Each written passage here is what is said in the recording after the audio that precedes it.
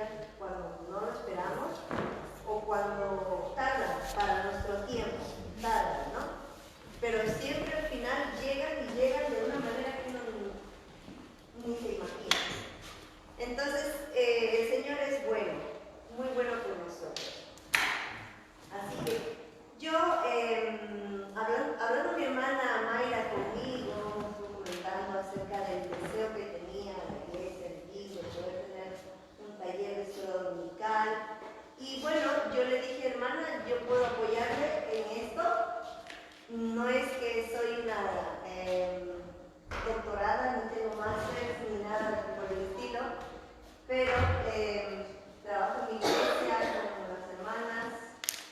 Obviamente los niños siempre son el punto ahí crucial en las iglesias, porque lamentablemente en los países del primer mundo los niños no van como en los países del tercer mundo, que van solos alegrados. Uno le dice, préstame a tu niño o me lo presta, ¿no? No es lo mismo.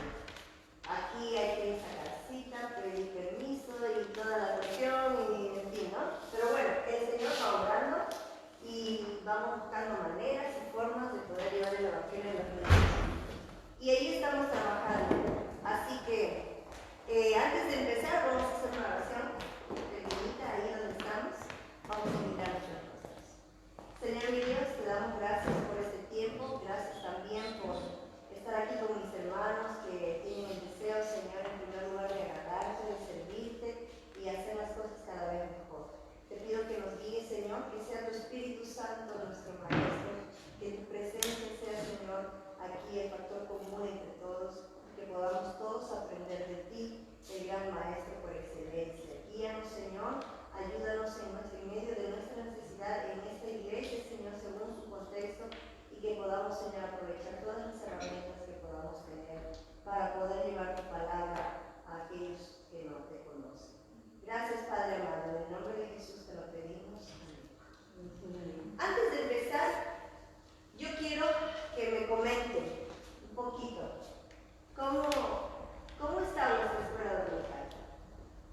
¿Cómo la sienten? ¿Cómo la perciben? ¿Qué sienten cuando piensan en su escuela dominical?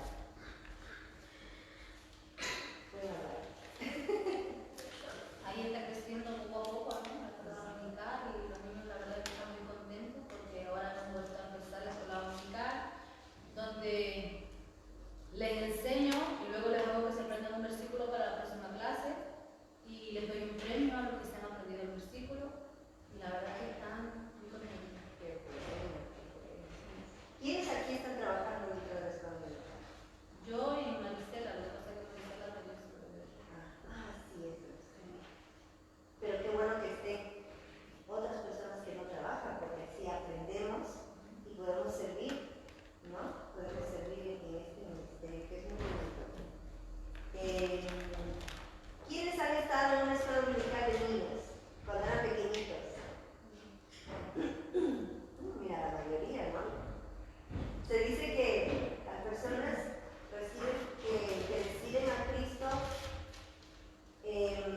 mayormente lo hacen en su etapa de la niñez, juventud, y perciben y están toda la vida en los caminos del Señor. Yo recibí a Cristo cuando tenía 10 años de edad y me bauticé a esa misma edad, con el permiso de mi mamá, porque yo estaba segura de lo que estaba haciendo.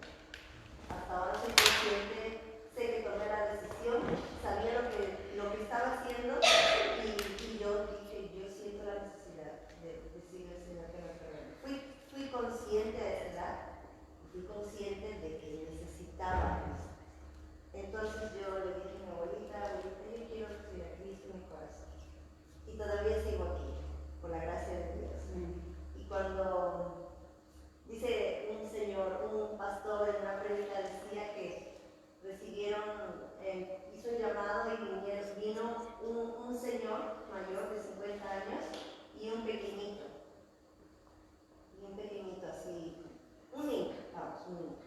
Entonces, después de haber hecho la oración y todo, el pastor dice, aquí tenemos una vida y media delante. Y todos decían, pues sí, una vida y media, ¿verdad? Y decía, pero la vida y media no es porque dice, entera es del niño y la media vida es del adulto, porque él ya vivió, pero el niño recién va a vivir. Y es así, ¿no? La escuela dominical es una parte de la iglesia fundamental, porque ayuda al creyente, al niño, a conocer la palabra de Dios, a alimentarse con lo que realmente necesita, con los fundamentos de la palabra de Dios. Muchos niños conocen a Cristo cuando escuchan la palabra de Dios en la escuela dominical, ¿no? Yo fui una de ellas. Yo, por ir a la escuela dominical, yo recibí a Cristo. Entonces, tiene resultados. Vamos a leer, para seguir con esto, vamos a leer Efesios. Efesios capítulo 4.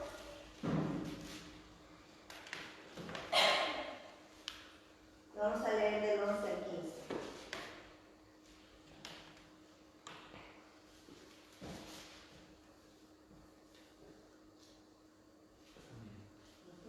Vamos a leer un versículo cada uno. Efesios 4, del 11. Pueden empezar, hermana Mayra, leyendo el 11 y así vamos hasta donde termina. Y él mismo constituyó a unos apóstoles, a otros profetas, a otros evangelistas y a otros pastores y maestros, a fin de perfeccionar a los santos para la obra del ministerio, para la edificación del cuerpo de Cristo, hasta que todos lleguemos a la unidad de la fe y el conocimiento del Hijo de Dios, a un varón perfecto, a la medida de la estatura de la plenitud de Cristo. Para que ya seamos niños fluctuantes, llevados por donde quiera de todo viento de doctrina, por extrañar de hombres que para engañar emplean con astucia las artimañas del error. Sino que siguiendo la verdad en amor, estamos en todo en aquel que es la cabeza, el que es Cristo. Amén. Para mí personalmente, ¿vale? Esto no sé si lo comparte el resto, pero yo personalmente creo que el propósito, aquí está el propósito de la escuela dominical. Dice, y él mismo constituyó a profetas, evangelistas, pastores y maestros. ¿Para qué? Para perfeccionar a los santos, para la obra del ministerio, para la edificación del cuerpo de Cristo. ¿Hasta cuándo? Hasta que todos lleguemos a la unidad de la fe y del conocimiento del Hijo de Dios, al hombre perfecto, a la medida de la estatura de la plenitud de Cristo. En estos tres versículos yo encuentro el propósito, el fin, la visión, la misión de la escuela dominical. Porque nos dice claramente que para qué son estos maestros, para qué son los maestros de la escuela dominical, para qué tenemos que enseñar la palabra de Dios, porque dice aquí para edificar el cuerpo de Cristo, para la obra del ministerio, hasta que todos, dice, lleguemos a la unidad de la fe y el conocimiento del Hijo de Dios. Entonces, aquí cumple todo, en tanto el evangelismo, que es el conocimiento del Hijo de Dios, como el crecimiento espiritual, ¿verdad? Pues dice para la edificación del cuerpo de Cristo. Entonces, esto es más o menos para que darles una idea, ¿no?, de lo que la escuela dominical representa en cada iglesia. Luego cada iglesia puede tener su lema, sus propósitos contextualizados, pero bíblicamente esto es lo que podemos decir, esto es la escuela dominical, para esto está. Ahora, yo, como les dije hace un comienzo, no soy una experta, no tengo un máster, no tengo un doctorado ni en pedagogía, pero he llevado algunos talleres y justamente con mi hermana Mayra hemos llevado una materia muy interesante, la verdad, muy buena, y parte de eso lo voy a compartir porque creo que es importante para todos nosotros. Entonces, para empezar, yo quiero un poquito, como les dije, compartirles lo que he aprendido y quiero que ustedes presten atención. Vamos a ver un vídeo porque vamos a hablar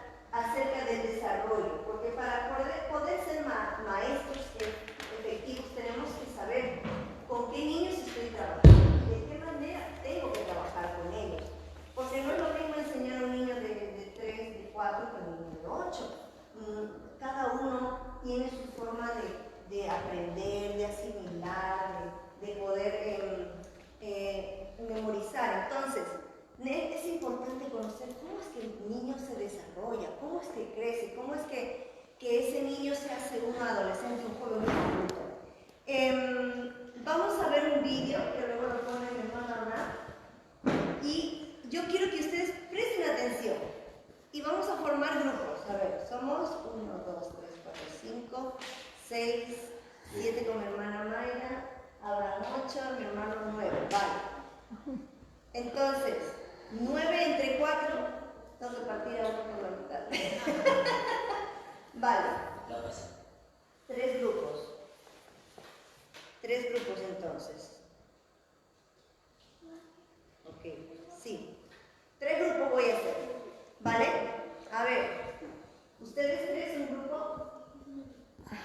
¿O ustedes 3 y mi hermano Jesús con ellos 2, que no me acuerdo sus nombres? Otro grupo. Y ustedes 3, otro grupo. Entonces, van a tomar nota, ahora que van a ver el vídeo, van a tomar nota de las características de la etapa. Por ejemplo, aquí, de este grupo, de la etapa preoperacional. Anoten, de la etapa preoperacional. Luego lo van a entender. El grupo de aquí, de mi hermano Jesús, preoperacional. Etapa preoperacional. Del hermano Jesús, porque tú estás con la hermana Mayra, va a tomar nota de las características de la etapa de las operaciones concretas. Tomen nota, operaciones concretas. Y mi hermana Mayra, con su grupo, va a tomar nota de las características de la etapa de las operaciones formales. ¿Ok? De las operaciones formales. Muy bien. Van a tomar nota de esas características y luego, cuando terminemos de ver el vídeo, van ustedes a comentar. ¿Vale? Van a comentar qué es lo que han tomado nota, si lo entendieron o no lo entendieron, etc. Y ahí lo vamos a ir desarrollando un poco. ¿Vale? Así que dentro del vídeo, por favor.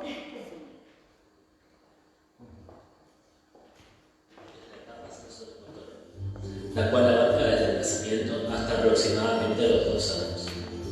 Una de las características más sobresalientes de esta etapa es el egocentrismo, lo cual impide al niño distinguir entre su propia perspectiva y la perspectiva de otros.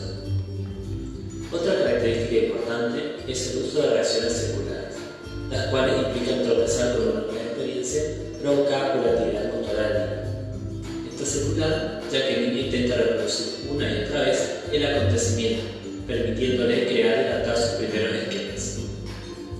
El mayor logro de esta etapa es la permanencia del objeto, que consiste básicamente en comprender que un objeto sigue existiendo aun cuando no esté a la vista. Para ello requiere la capacidad de formar una representación mental, es decir, un esquema del objeto. Debido a que la diferencia entre un recién nacido y un niño de 2 años es tan amplia, Piaget dividió esta etapa en 6 subetapas, las cuales veremos a continuación. La primera subetapa es la de los esquemas reflejos, la cual abarca desde el nacimiento hasta el primer mes. Durante este periodo, el recién nacido utiliza conductas reflejas para responder de manera indiscriminada a cualquier estímulo exterior, como por ejemplo, al tocar la mejilla del recién nacido, este responderá haciendo uso de su reflejo de succión, buscando alcanzar el dedo con la boca, o al entrar en contacto con la palma de su mano, este la cerrará haciendo uso de su reflejo de prevención. Otra característica de esta subetapa es el egocentrismo sensoriomotor, el cual implica no comprender que uno es un objeto en un mundo de objetos. La siguiente subetapa es la de las reacciones seculares primarias, la cual abarca desde el primer mes al 4.er mes de vida. Durante esta subetapa el niño empieza a realizar conductas voluntariamente para repetir acciones que le resulten placenteras, como por ejemplo golpear un objeto cercano o succionarse los dedos. Estas reacciones son llamadas primarias ya que están dirigidas sobre sus propios cuerpos y motivadas por necesidades básicas. La siguiente subetapa es la de las reacciones circulares secundarias, la cual abarca desde el 4.º al 8.º mes aproximadamente. En esta subetapa, los bebés repiten acciones placenteras que no solo involucran su propio cuerpo, sino también objetos, gracias a que comienzan a desarrollar ciertas habilidades como poder alcanzar, tomar y manipular objetos. Por otra parte, en esta etapa también hay una mejor imitación de las conductas de los otros.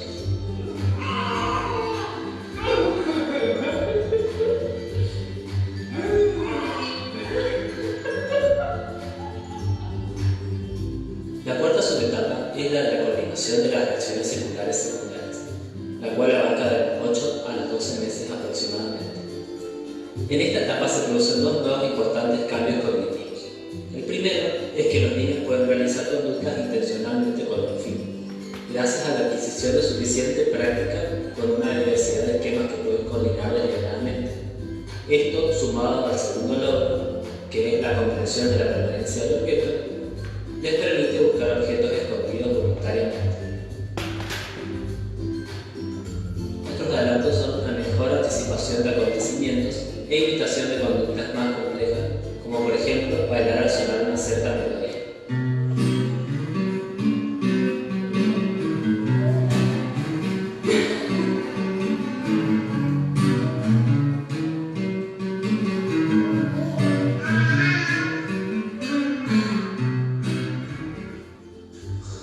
Luego tenemos la subetapa de reacciones circulares terciarias, la cual abarca desde los 12 a los 18 meses aproximadamente. En esta subetapa, los niños ya no repiten conductas que le lleven a resultados familiares, sino que buscan nuevos resultados introduciendo variaciones, lo que les permite resolver mejor problemas sensorimotores, como poder colocar una pieza en una altura de la misma forma.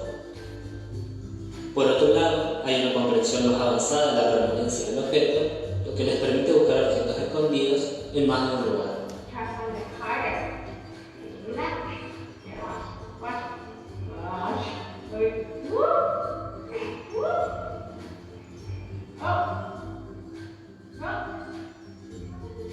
Finalmente, el ausentismo sensorimotor desaparece, por lo cual los niños se distinguen del mundo que los rodea. Finalmente está la subetapa de representación mental, que abarca desde los 18 meses hasta los 2 años aproximadamente. En esta subetapa, los niños desarrollan la habilidad de elaborar representaciones mentales, es decir, imágenes internas de objetos ausentes y acontecimientos pasados, lo que les permite resolver problemas a través de medios simbólicos en lugar de una conducta por acierto y error. Por otra parte, la comprensión de la permanencia del objeto avanza más, por lo cual los niños alcanzan a comprender que los objetos pueden moverse cuando están fuera de su vista, lo cual les permite buscar un objeto en varios lugares hasta encontrarlo. Además, la representación posibilita la capacidad de imitación diferida, que es la habilidad de recordar y copiar conductas de modelos que no están presentes en el momento. Esta a su vez posibilita el juego simbólico, el cual consiste en representar actividades familiares.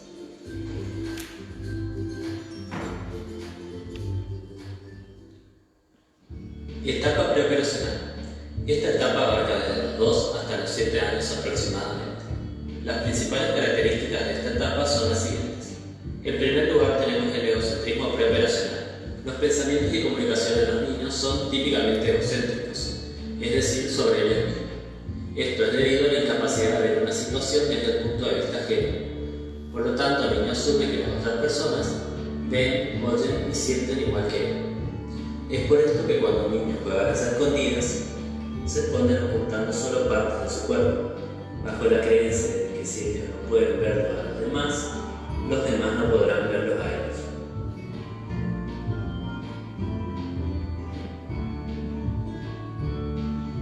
El juego. Durante esta etapa los niños usualmente desarrollan el juego paralelo, ya que juegan en una misma habitación, pero no entre ellos. Cada uno se encuentra en su propio mundo. Por otra parte, su conversación es egocéntrica, ya que el único propósito del habla es externalizar los pensamientos del niño en vez de comunicarse con otros. Además, el niño no ha adquirido aún las funciones sociales y las reglas del lenguaje. Juego simbólico. Los niños pueden hacer a alguien que no son y suelen utilizar objetos que simbolicen cosas de la vida real. El juego simbólico ayuda al niño a construir representaciones más sofisticadas del mundo. En el transcurso de esta etapa, el egocentrismo disminuye y el niño gradualmente comienza a disfrutar de la participación de otro niño en sus juegos. Animismo. Es la creencia de que los objetos inanimados, como por ejemplo los juguetes, tienen intenciones y sentimientos humanos. Esta creencia va desapareciendo gradualmente durante esta etapa hasta comprender que solo los animales y las plantas están vivos. Una de las limitaciones de esta etapa es la ausencia de la conservación. Por lo tanto, a un modo de contar 2 filas de fichas una por una, cuando se separan las fichas de una de las filas, el niño sigue considerando que la fila con fichas separadas es la que tiene mayor cantidad.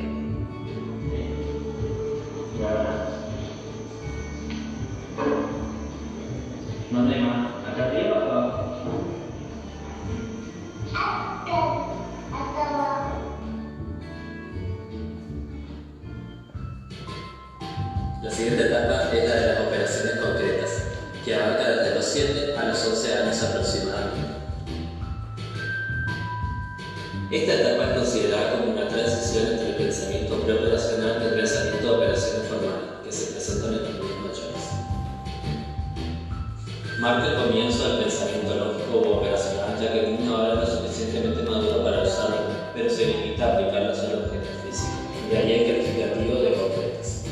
También mejora su desarrollo social, pero a su vez implica la disminución del egocentrismo del niño, alcanzando un mayor dominio comunicacional con sus pares.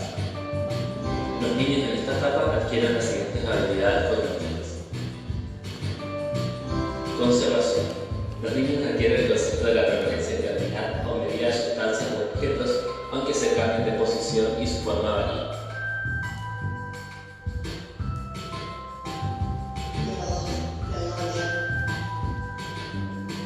Clasificación jerárquica. Es la habilidad para identificar las propiedades de categorías, relacionarlas entre sí.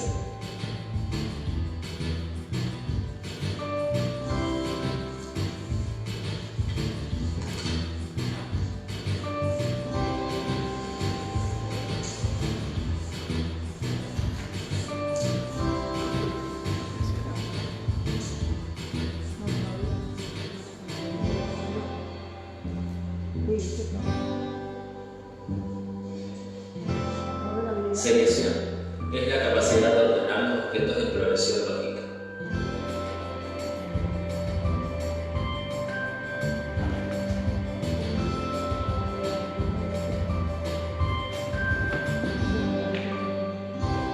Operaciones espaciales. Estas operaciones tienen relación con las distancias, direcciones y relaciones espaciales entre los objetos.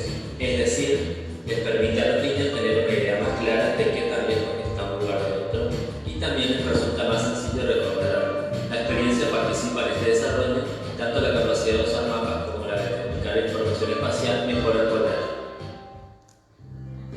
Etapa de las operaciones formales. Esta es la etapa final del desarrollo cognitivo, la cual abarcará desde los 11 años en adelante. En esta etapa los niños comienzan a desarrollar una visión más abstracta del mundo y a utilizar la lógica formal. Las habilidades cognitivas que los niños adquieren durante esta etapa son las siguientes. En primer lugar tenemos el razonamiento hipotético deductivo, el cual implica que los niños adquieren la capacidad de, a partir de casos particulares o específicos, llegar a deducir conclusiones generales. A esta edad empiezan a resolver problemas más complejos y abstractos. En la actividad realizada se le pidió a un adolescente de 17 años reordenar distintas frases y colocar la inflexión genitiva en el lugar correcto. El objetivo de la actividad es que pensaran todas las hipótesis posibles que pueden surgir durante este ejercicio hasta descubrir cuál es la respuesta correcta. Luego tenemos el pensamiento proposicional. Con él los adolescentes pueden evaluar la lógica de las afirmaciones verbales sin hacer referencia a las circunstancias del mundo real. Los adolescentes entienden plenamente y aprecian las actuaciones simbólicas del álgebra y la crítica literaria, así como el uso de metáforas en la literatura. Se realizaron dos actividades que requerían evaluar la lógica de oraciones. En la primera, debía encontrar la expresión correcta teniendo como evidencia que una de las opciones es incorrecta. En la otra, debía identificar errores gramaticales y semánticos en las oraciones. En ambas actividades aceptó la mayoría de las respuestas.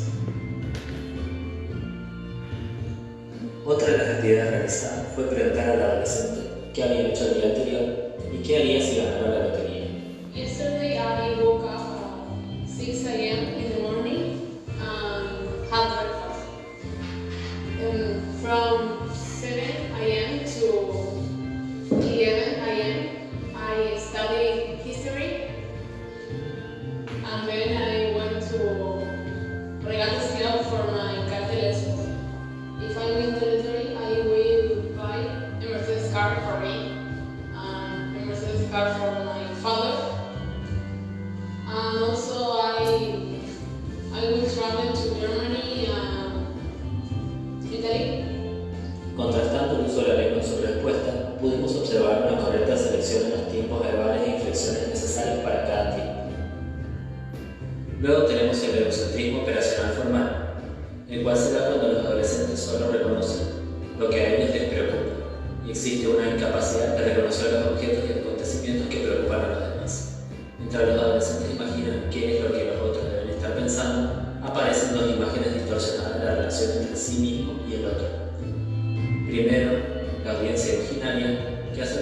de la conciencia exagerada en los adolescentes que se refleja en su convencimiento de que despiertan en los demás un interés igual al que sienten por ellos mismos.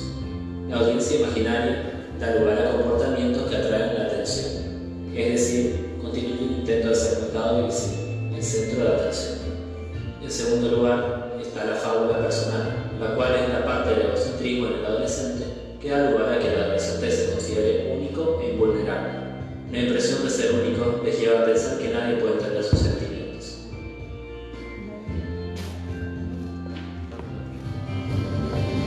La influencia de las ideas de Petro. Muy bien. Ajá, ¿están listos? No. ¿Entendieron todo o hay cosas que no entendieron?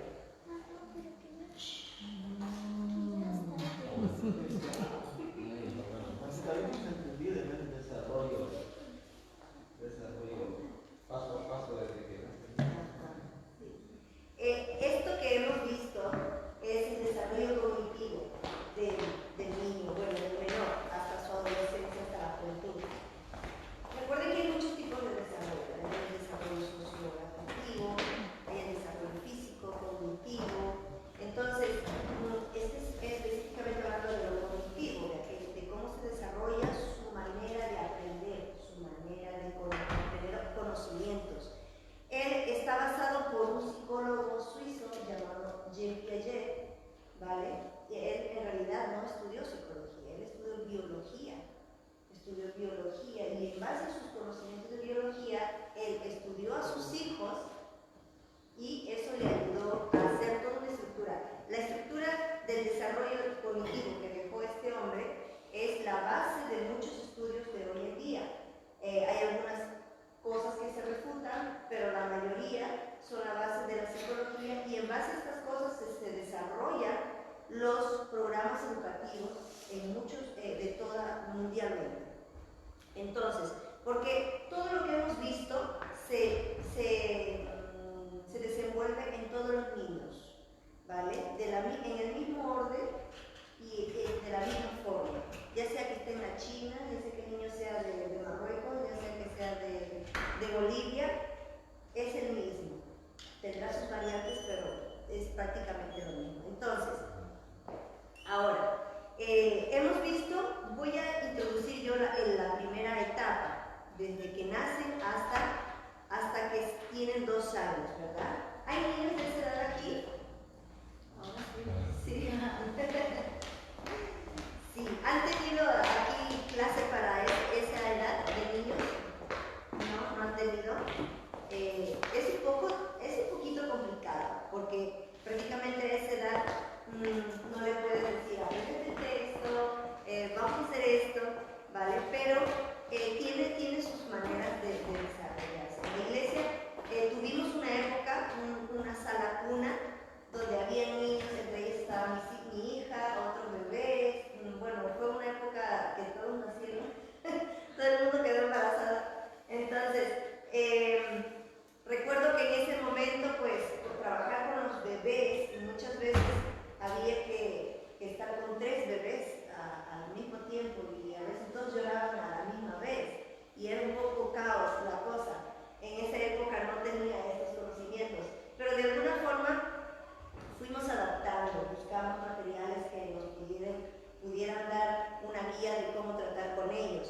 En esta edad de etapa de 0 a 2 años, mayormente en la iglesia, los muy pequeñitos, los bebitos que no, de 6 meses para abajo, prácticamente no se van a separar de su mamá, ni de 1 año. A partir ya del año, cuando ya empiezan a andar, es cuando ya recién empiezan los niñitos a separarse, quizás del año y medio a 2 años ya empiezan a poder irse a otra aula porque ya pueden pintar. Como hemos visto, en esa etapa, cuando son muy pequeñitos, hay muchas cosas que ellos todavía no entienden, pero no significa que no aprendan, sí aprenden, ¿vale? Otra cosa que hay que tener en cuenta es que el tiempo de atención que tiene un pequeñito de 2 años, de 1 año, es mínimo. 3 minutos, una cosita, otros 5 minutos, otra cosita, y así, porque ellos no pueden estar concentrados mucho tiempo en una sola cosa, ¿no? Entonces,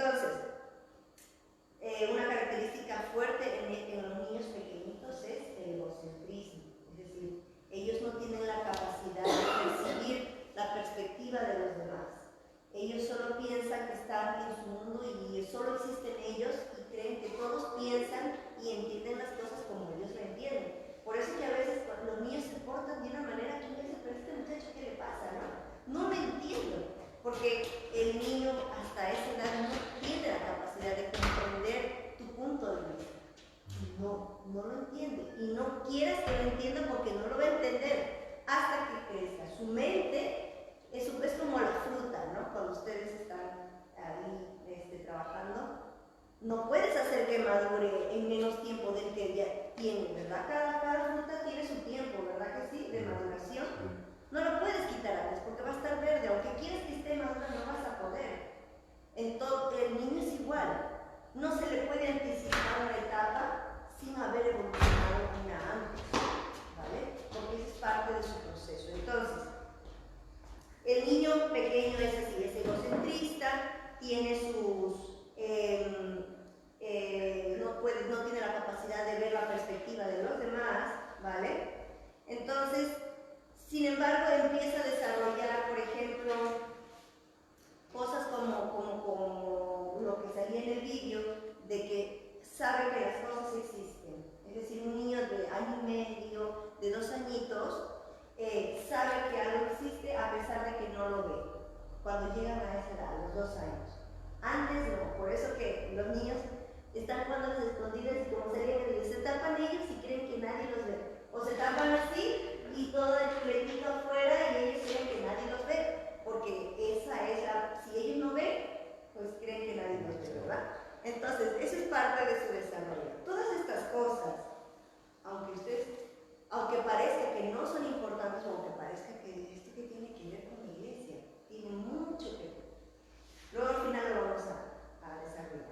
Luego, esta es la parte de la etapa preoperacional. Desde que nace, que por cierto ya tiene un recién nacido, ¿verdad? Desde que nace hasta los 2 años. A partir de los 2 años empieza a cambiar. Ya entra otra etapa del desarrollo, que es la etapa preoperacional. A ver, el grupo de la etapa preoperacional, ¿dónde está? A ver, dígame, ¿qué características tiene esta etapa? ¿Cuáles pudieron anotar? Bueno, la etapa preoperacional, una etapa transitoria. ¿De qué edad a qué edad va? De los 2 a los 7 años. Hay un egocentrismo, como claramente lo has dicho. Pero hay otra subetapa, ¿no? Hay una etapa que me quedó aquí, que es la etapa de animación o algo así. Donde ellos piensan que los objetos o los dibujos tienen sentimiento. Inanimación. Exactamente. Y también en el juego simbólico, cuando ya empiezan a perder un poco el egocentrismo y dan como lugar a sus compañeritos. Entonces ya no es solamente yo juego solo, sino que ya hay como un juego en conjunto con los otros niños. ¿Qué más? De la A ver, las chicas que han notado. Las reacciones circulares. Ajá. No, pero las reacciones circulares. No, bueno, como había tanto, no sé todo. Bueno, sí, dime, a ver. O bueno, también es que como yo considero reacciones circulares que están del 1 y 4 meses. Claro, es que eso es en la etapa preoperacional. Claro. No, en la anterior. Cuando desde que nacen hasta los 2 años. Sí, es en la etapa sensorio-motor. Bueno, ¿qué más has anotado? ¿Qué más has anotado de la etapa preoperacional? De los 2 años hasta los 7. Egocéntrico, lo que hablar, no pueden ver o pensar desde otro punto de vista. En el juego tiene que ser paralelo entre ellos. Y el juego simbólico, los niños juegan a ser alguien que no son. Sí. Ellos juegan a lo que ven en su día a día. Bueno, esto abarca de los 2 a los 7 años. Cuando lleguen a los 7 ya tendrán una capacidad diferente. Pero, por ejemplo, dice que a esta edad ya pueden servirse de palabras para comunicarse. Ya pueden decir, mamá, agua, quiero esto. Ya pueden hablar, aunque todavía no hablan a la perfección, pero ya tienen una herramienta de cómo comunicarse. En la etapa sensorio-motor, su modo de comunicarse era por su acción, sus gestos, sus sonidos, sus acciones. Pero ahora ya tienen un vocabulario. Entonces, dice que cuando llegan a la edad de 4 años ya llegan a alcanzar unas 2000 palabras. Y luego, tienen la capacidad de pensar en hechos, objetos o personas ausentes. Lo que decíamos, antes los niños se tapaban y creían que nadie los veía. o si no veían un objeto, pues para ellos no estaba. Pero ahora ya los niños ya pueden captar, tienen la capacidad de saber que aunque esto no está, no significa que ya no exista, debe estar en otro lado, ¿verdad? Eso, por un lado. Dice, también usan mucho el dibujo para expresar lo que piensan, la perspectiva que tienen de la vida, del mundo que los rodea. Ellos lo expresan mucho con el dibujo. Por eso que a esa edad empiezan a dibujar. Y aunque hagan rayujos, hagan ahí palitos o garabatos, esa es la forma de expresarse para ellos. Su dibujo va a ir creciendo, va a ir tomando forma conforme va pasando el tiempo. También, como dijo mi hermana, usan el juego simbólico, representan lo que ven, incluso se inventan sus juguetes, ¿no? Cuando tienen un palito, una cosita, ellos se inventan sus juguetes y representan algo para ellos, ¿no? También sus conversaciones en sus juegos y todo eso. Dice que el animismo es dar vida a cosas que no tienen vida, como los juguetes, los personajes de ficción. Para un niño a esa edad no diferencia eso. Un niño de 4 años no diferencia entre para ellos todos tienen sentimientos, ¿vale? Por eso que se encariñan mucho con personajes o peluchitos y les da pena si los rompes. Ellos creen que les duele, porque son pequeñitos, ¿vale? Son muy pequeñitos y si todavía le duele que le rompan un juguete, por favor, pásele la etapa y ya está. Entonces, esta clase de juegos de jugar con el juego simbólico y todo eso favorece su desarrollo. Cuando el niño juega, está aprendiendo. Cuando el niño juega, está aprendiendo. No está pasando el rato, no solo se está divirtiendo, el niño está aprendiendo, aprende gestos, movimientos, palabras, porque con la imitación ellos aprenden mucho, ¿vale? Aprenden muchísimo. Entonces, eso es importantísimo tenerlo en cuenta. De 4 a 5 años comienzan a mostrar capacidad para ajustar su comunicación a la perspectiva de los oyentes. Recién, imagínense, de 4 a 5 años ya el niño empieza como que a decir, yo creo que él tiene otro punto de vista, ¿no? Intenta entenderlo. A esta edad está lo que se llama la centralización, es decir, el niño tiende a fijar atención en un solo aspecto, en un solo estímulo. ¿Vale? Por ejemplo, si hay 2 vasos de agua y los dos tienen la misma cantidad de agua en el mismo vaso y luego uno de ellos tú le cambias, vacias el agua a un vaso largo y alto y delgado y tú le preguntas ¿cuál tiene más agua? El niño va a decir el vaso largo. Porque el niño no tiene la capacidad de pensar y procesar la información de que el agua que estaba aquí la han vaciado aquí, por lo tanto tiene la misma cantidad. No, se centra en una sola cosa y ya está, en lo que ve, ¿vale? Y cuando llegan más o menos a esta edad, a los 7 años, es cuando ya pasan a la siguiente etapa, que es la de operaciones concretas. Ajá. ¿Qué características tienen los niños de 7, de qué edad? ¿De 7 a cuánto? A 11. A 11 años. A ver, ¿qué han anotado? Mejora el desarrollo social, la conversación, la concentración jerárquica y también tienen operaciones especiales y tienen las ideas muy claras. ¿La qué? Ideas muy claras. Ajá. ¿Han entendido todo lo que dijo allí en el vídeo de esa etapa? Yo creo que de 7 a 11 años es una etapa de transición muy significativa, porque de 7 años es como un cambio totalmente, casi diría yo, radical, de ser un niñito a lo que se va a ir convirtiendo, ¿no? Porque cuando hablamos ya de 8 o 9 años, o sea, la forma de pensar o la capacidad de pensar, de analizar las cosas ya es un poco más, hablando de lo lógico, ¿no? Va aprendiendo a ordenar, porque un niño de 6 años pone un rompecabezas de unas 20 piezas, es muy difícil que lo pueda armar. Pero si se lo vamos poniendo a unos 9 años, 10 años, va a ir como pensando, ¿no? Exacto. Analizar más. Comienza el cambio, ¿verdad? O sea, de 8 años o 6 años, la comparación. Tú le das una pelotita y él va a querer una pelota de fútbol más grande porque él ya comienza, ya se siente, ¿no? Ustedes vayan pensando, a medida que ella va hablando, ustedes vayan pensando en eso, en todo lo que estamos hablando, las características de los niños con respecto al Evangelio. ¿Vale? Sí, porque al final vamos a llegar a eso. ¿Cómo puede llegar al Evangelio? Entonces, en esta etapa de 7 a 11 años, como dijo el hermano, es una etapa de cambios bastante notorios, tanto físicos como mentales. ¿Por qué? Porque aquí empiezan a usar, dice, las operaciones mentales y lógicas. Es decir, esto no lo tenía la etapa anterior. La etapa anterior no hacía un razonamiento lógico, es decir, el vaso tenía esta cantidad de agua y lo único que he hecho es vaciarla, por lo tanto tiene la misma. El niño de la etapa de menos de 7 años no hace eso. Entonces, a partir de aquí sí ya empieza a tener un razonamiento lógico el niño.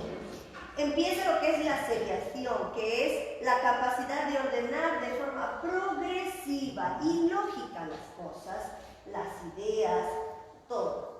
¿Vale? Esto es muy importante, tenerlo en cuenta. La clasificación también clasifica ya los objetos por alguna cosa que se les parezca, por alguna cosa que los diferencie. Puede poner objetos de color azul, objetos de color rojo, ¿verdad? Y la conservación, que es la capacidad de entender que un objeto permanece igual a pesar de los cambios físicos que pueda tener, ¿vale? Lo que hablamos del vaso. O como salió en el ejemplo, ¿no? Le pusieron 2 filas de 5 fichas rojas y azules.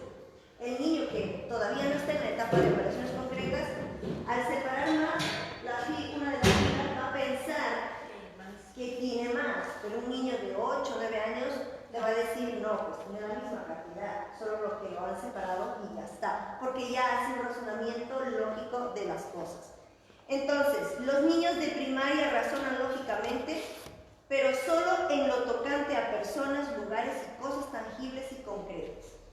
Es decir, aquí todavía no hay un razonamiento de las cosas abstractas, ¿vale? Solo de las cosas concretas. Por eso que se llama etapa de las operaciones concretas, ¿vale? Por eso que a veces hay cosas que los niños no entienden. No entienden porque su mente todavía no se ha ejercitado lo suficiente para entender algo abstracto, un concepto abstracto que ellos no puedan tocar. Es como los músculos.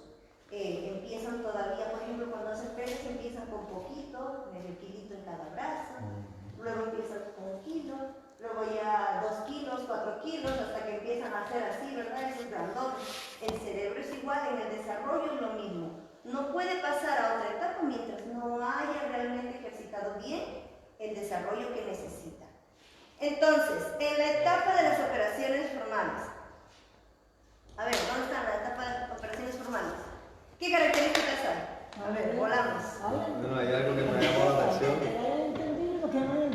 Y creo que los adolescentes tienen algo que ver con los bebés, ¿no? Porque acá en las operaciones preoperacionales se devuelve el egocentrismo en la adolescencia, ¿no? En la adolescencia se crea egocéntrico y cree que es el centro de atracción de todo, y cuando lo ignoran, pues entonces como sale ahí que siente que hablan mal de él y todas esas cosas.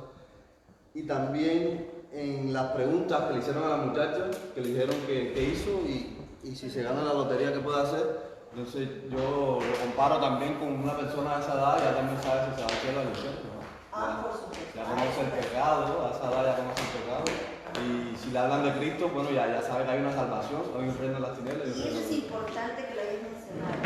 Un niño que está en una etapa, en la etapa final de las operaciones concretas, un niño de 10, 9, como les dije al comienzo, esto es un esquema que se hace. un poquito antes y otros un poquito después. El orden es el mismo, el orden no cambia y no se saltan de una etapa a otra. Pero sí lo que puede pasar es que a lo mejor un niño es mucho más rápido en su desarrollo mental. Entonces, a lo mejor con 10 años, con 9, ya entiende cosas abstractas, porque su mente ya se ejercitó, ya está preparada. Mientras que otros niños todavía no, ¿vale? Pero el orden siempre va a ser el mismo. Y eso es importante, por eso que hay niños, yo a los 10 años yo ya entendí que ya era pecado. Yo ya sabía lo que era pecado. Y yo sentí la necesidad, obviamente el Espíritu Santo trabaja también allí, pero ya sentí la necesidad porque yo ya comprendí el concepto de lo que era el pecado, el infierno, el cielo. Entonces yo ya, mi corazón tenía la necesidad. Y los niños, según en qué etapa están, pueden ya ellos entender ciertos conceptos como hemos visto. Entonces, una cosa que quiero quizás añadir o rectificar es que si se dan cuenta el egocentrismo no se pierde en ninguna etapa, siempre está. Lo que pasa que en las otras no lo ha resaltado, pero en la mayoría de etapas está. Cuando salen de los 2 años, Hasta en la adultez. sí, cuando salen de los 2 años, cuando están en los 7 años, ya entienden un poquito más a su prójimo y tal, pero siguen siendo egocentristas, seguimos siendo egocentristas, porque realmente nos preocupamos por lo que entendemos nosotros, no somos capaces todavía de comprender de lleno la perspectiva de otros, por eso que los niños también actúan caprichosamente, porque no comprenden todavía la postura de la otra persona. Entonces, en la etapa de las operaciones formales está la capacidad de pensar en cosas ya abstractas, como decía mi hermano, ya entiende lo que es el infierno, ya entiende lo que es el cielo, el pecado, que Jesucristo vino, quién es Dios, ¿verdad? La Trinidad, ya se pueden tratar esos temas. Los adolescentes de mayor edad pueden discutir complejos problemas sociopolíticos que incluyen ideas abstractas como derechos humanos, igualdad, justicia, etc. Son las conclusiones generales, ¿no? Ellos ya pueden discutirte a ti. ¿Por qué? Por lo siguiente, porque ya son capaces de sacar sus propias conclusiones, lo que se llama la lógica proposicional. Ellos ya pueden inferir dependiendo de las premisas que les das. Tú le dices, mira, Dios, el hombre es pecador, el pecado te separa de Dios, por lo tanto, entonces dice, ¿y qué es el pecado? El pecado es esto. Entonces, si yo peco, yo estoy haciendo esto, y si eso es pecado, entonces yo estoy separado de Dios. Entonces, y el pecado trae la muerte, entonces yo ya estoy condenado. Ya empieza a sacar sus propias conclusiones hacia él mismo. ¿Entienden? Los adolescentes que dominan esta habilidad de sacar sus propias conclusiones no solo discuten más, sino que saben defender mejor sus ideas. Por eso que la etapa de la adolescencia y la juventud es la etapa crucial en todas las ideas. Por eso que el mundo ataca y va hacia los menores, hacia los adolescentes, porque saben que esa es la edad en la que ellos toman la decisión de qué idea seguir, cuál va a ser su ideología, porque la van a defender, si la entienden, la van a defender con su vida, porque ya están en esa edad, en esa etapa y ya tienen la capacidad. Pueden descubrir las falacias de nuestros razonamientos y atacarnos incluso con un contraargumento apropiado, porque ya pueden. Le quería decir que en Cuba, más o menos la edad de secundaria viene siendo 12 años, 11, 12 años. Entonces en Cuba ¿qué hicieron? ¿Qué hizo el gobierno comunista? Pues crearon las famosas becas y se llevaban a los niños del seno familiar durante toda la etapa de secundaria al campo durante los 3 años. Entonces el adoctrinamiento político era que a ti no te hace falta la familia, que tu familia es la revolución y tienes que dar la vida por ella. Fíjate qué importancia de lo que se está conversando aquí, ¿sabes? Por eso es que la importancia de estas cosas que ustedes ahora, y que han venido aquí a hablar de psicología, no, es que estas cosas nos aprendemos porque tenemos que comprender los maestros, los padres, ¿no? Con qué estamos tratando. Estaba hablando de la primera etapa, de que cómo vamos a hacer crear a un niño una cosa que no la va a razonar. ¿Entiendes? A veces las maestras estamos con niños chiquiticos, bueno, ¿entiendes? Pero Bueno. también cuando esta etapa de la adolescencia creo que es una de las más complicadas, porque ya los niños, como está diciendo, ¿no? Empiezan a hacer las preguntas ya, ¿y por qué? ¿De dónde Dios? O sea, ¿cómo sabemos que Dios existe? ¿O quiénes fueron los padres de Dios? O cosas así que son más complicadas de enseñárselas, ¿no? Porque en el mundo, con la gente que nos rodeamos, pues no creen en Dios, no hacen nada para el Señor, y somos nosotros los que somos diferentes, ¿no? Lo que nos llaman los locos. Entonces, es más complicado de enseñarles las cosas, ¿no? a estos niños adolescentes. ¿Cómo podemos ir en esta etapa, digamos, de más despacio? No sé cómo, porque es más complicado toda la adolescencia. Sí, al final lo vamos a ver, al final vamos a aplicar todo lo que estamos viendo en una lección, ¿vale? Y vamos a ver qué podemos hacer. De todas formas, ya te digo que en la adolescencia, gracias a Dios ahora, tenemos la herramienta del internet, donde podemos echar mano de cosas buenas. Hay una fundación que se llama RCIN, porque esta es la fundación de un científico de Estados Unidos cristiano, y él tiene en todos los países, en muchos países del mundo, esta fundación donde hacen conferencias con preguntas y llaman a los adolescentes y jóvenes a que pongan sus preguntas, y van psicólogos, psiquiatras, científicos, físicos, profesores, teólogos, van de todo a responder, a dar respuestas. Muchas de ellas están subidas en internet, en YouTube, se llama Fundación RCIN. Y está, por ejemplo, el vídeo de ¿por qué Dios permite el sufrimiento? ¿Quién es Dios? Un montón de preguntas que los jóvenes se hacen, ¿verdad?, en la etapa de la adolescencia. Y es bueno tenerla como una herramienta.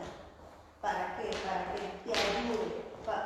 Que en algún momento tú no sabes cómo explicarlo, pues investigar, ¿no? Averiguar y mostrárselo, no importa, mostrárselo y discutirlo en clase. Pero no nos adelantemos. Entonces, en la etapa de las operaciones formales, los niños están ya a partir de los 11 o 12 años en adelante, ya hasta que se hacen adultos, ¿verdad? Y también tienen un razonamiento científico, es decir, hipotético-deductivo, capacidad de generar y probar hipótesis en una forma lógica y sistemática. Es decir, ellos ya pueden experimentar, es decir, a ver, vamos a ver qué pasa. ¿Qué pasa si yo hago esto? ¿Qué sucede? Y ellos ya quieren comprobarlo. Son como unos científicos que dicen, ¿y si yo hago esto? ¿Qué sucede? A ver, vamos a averiguar. Y empiezan a hacer una cosa y dicen, pero entonces, si yo hice esto y salió esto, entonces como conclusión puedo tener este resultado. Los adolescentes ya están capacitados para hacer ese tipo de razonamiento lógico. Y también emocionalmente siguen siendo egocéntricos. Bueno, el egocentrismo, la verdad que eso, hasta que no venga Cristo a tu vida, nunca se pierde. Esa es la parte del egoísmo carnal. Sí, el egocentrismo le importa solo lo que a ellos le importa, le interesa, ¿no?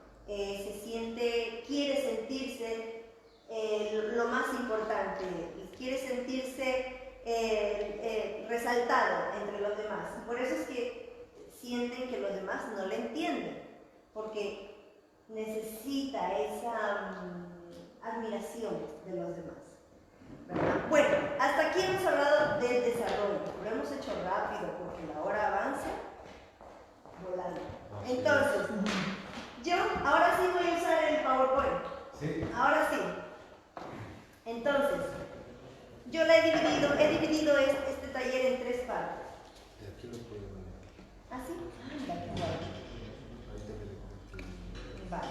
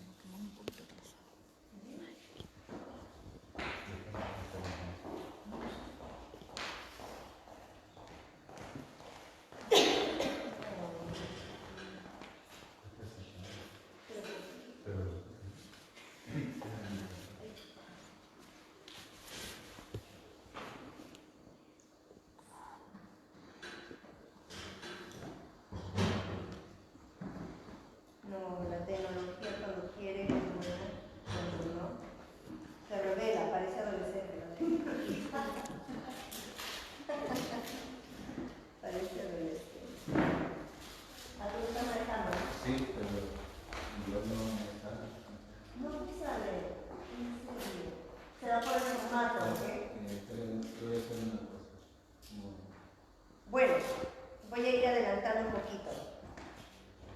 Muy bien, yo como les dije, he separado este taller en tres partes. La primera ya la hemos visto, que queríamos un poquito ver acerca de lo que es el desarrollo cognitivo de los menores. Ahora quiero hablar un poquito acerca de una lección de la escuela dominical. ¿Cómo preparo? ¿Qué cosa tengo que hacer para preparar una lección? Hay momentos, yo que cuando empecé en la iglesia en Zaragoza, no teníamos muchos materiales, no teníamos a veces libros, porque claro, recién estábamos empezando. Gracias a Dios, yo llevaba ya trabajando en la escuela dominical en la iglesia en Perú, y yo empecé muy jovencita. Yo creo que con 12 años yo ya era auxiliar de la maestra, y yo le ayudaba a los niños más chiquititos, entonces, y siempre he estado involucrada en esas cosas. Entonces ya con 16 años yo ya me preparaba una introducción, las lecciones de los niños y todo. Entonces más o menos ya tenía un poquito de experiencia en ese campo, por lo tanto eso me ayudó cuando vine aquí. Bueno, Dios es perfecto y sabe lo que hace, ¿no? Cuando vine aquí a Zaragoza y me vi sola, porque claro, no había más hermanos, estábamos empezamos de cero, y llegaban algunos niños. Yo tenía que preparar una lección. A veces buscaba en internet, otras veces tenía que coger y hacerlo por mi propia cuenta. Entonces, conforme ha ido pasando el tiempo, hemos visto cómo una lección se desarrolla. Es prácticamente lo mismo que hacer un sermón. La diferencia está en que a un niño se lo cuentas con muchas actividades, con diferentes cosas, adecuado a su edad, ¿verdad? Pero prácticamente es lo mismo, es como hacer un sermón, porque tú le vas a hablar de la palabra de Dios. Entonces tú tienes que llevar contenido que sea bíblico, por lo tanto necesitas saber lo que estás enseñando. Pero antes de empezar con eso, quiero que tengan en cuenta algunas cositas. No sé si ya se puede ver. A ver, dale, Ale.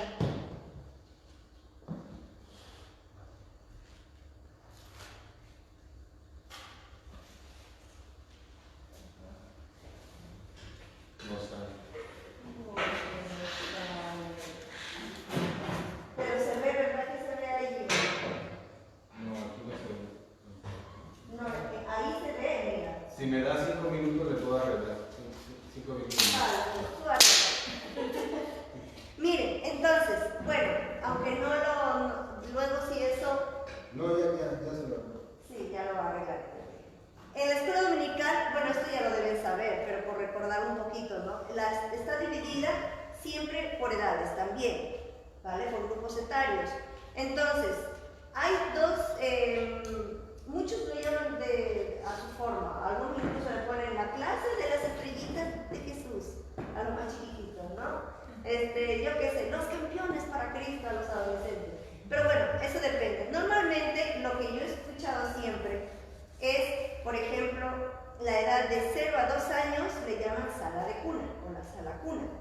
De 3 a 4 años, párvulos. De 5 a 6 principiantes. De 7 a 8 primarios. De 9 a 10 intermedios. De 11 y 12 preadolescentes y de 13 a 14 adolescentes.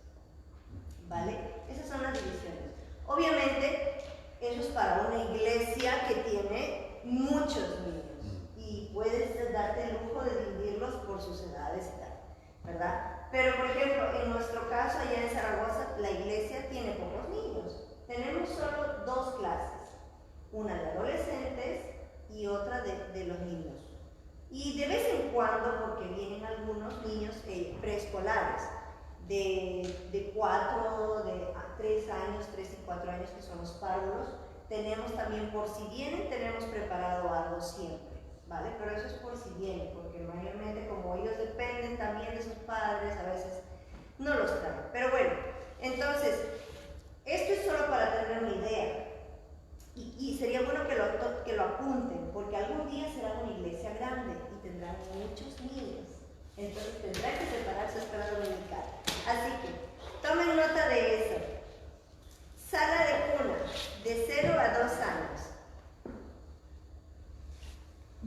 nada es casual. Ajá. Estamos aquí y este es el taller que el Señor le puso en el corazón y por gusto no es. Así es. No vivimos por fe, no vemos las cosas que no son como si fuesen, pues ahí va. Párvulos 3 y 4 años.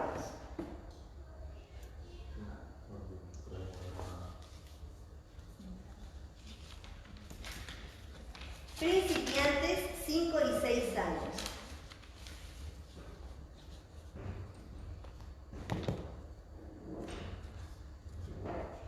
Primarios 7 y 8 años.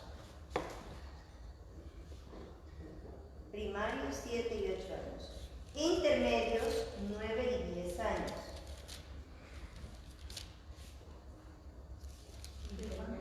Intermedios 9 y 10 años.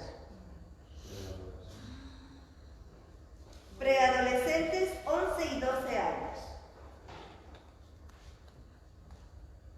Y adolescentes 13 y 14 años. Sí. Luego ya de los 15 para arriba hasta los 18 ya los dividen en jóvenes. Ya de los 18, 19 hasta los 24 más o menos, jóvenes adultos. Y ya de los 25 para arriba, pues ya están todos ya están todos mayorcitos. Jóvenes adultos que a veces con solteros, otros casados. Jóvenes viejos. Ya jóvenes viejos. Jóvenes viejos. Entonces, miren, cuando uno va a preparar una clase, una lección bíblica para tu escuela dominical, para evangelismo, lo que sea, hay que tener muchas cosas en cuenta. Por ejemplo, la edad de los alumnos. ¿A qué edades me voy a qué edades voy a enseñar? Tengo que tener en cuenta eso. Las necesidades del grupo. Las necesidades de mi grupo. ¿Con qué niños estoy tratando? Eso es importante que tú conozcas la clase de niños que tienes, porque de esa manera tú vas a poder llegar mejor a ellos. El contenido de la lección, ¿qué es lo que le voy a enseñar? Esto que le voy a enseñar realmente les va a servir a ellos. Porque a veces, miren, a veces compramos libros y el libro te trae ya un programa, a veces para 6 meses, para 3 meses, para un año, dependiendo del libro, ¿no? Pero a lo mejor tú dices, es que mira, yo veo que hay una necesidad de enseñarles a los chicos acerca de la oración o acerca de la sexualidad, si son adolescentes. Y esto no me viene en mi contenido, en mi libro, no me viene. Te toca investigar, estudiar y orar, porque es la necesidad que hay.